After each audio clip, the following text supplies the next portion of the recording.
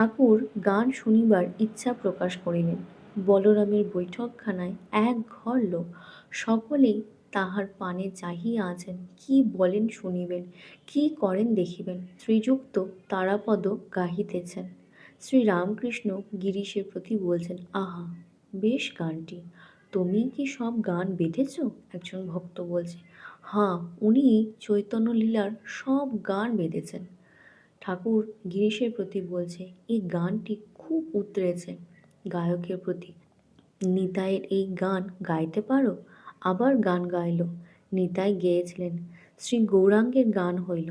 সকলে মাস্টারকে অনুরোধ করিতেছেন, তুমি একটি গান গাও।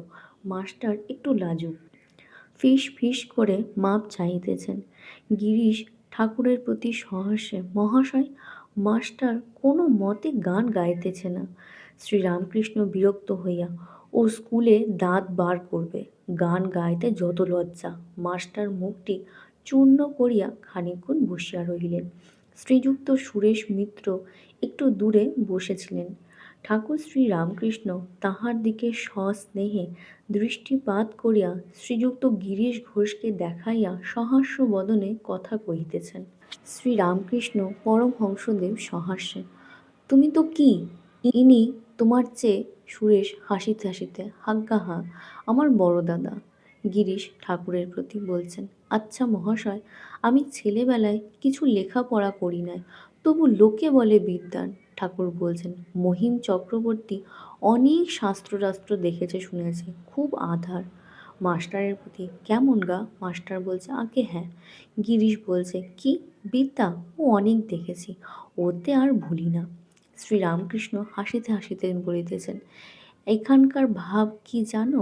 বই শাস্ত্র এসব কেবল ঈশ্বরের কাছে ছিবার পথ বলে দেয়। পথ উপায় জেনে লবার পর আর বই শাস্ত্রে কি দরকার? তখন নিজে কাজ করতে হয়।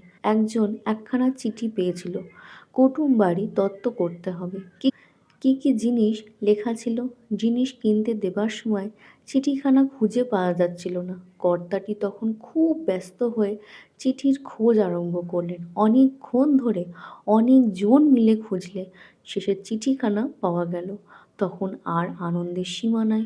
কর্তা ব্যস্ত হয়ে অতি যত্নে চিঠিখানা হাতে নিলেন আর দেখতে লাগলেন কি লেখা আছে।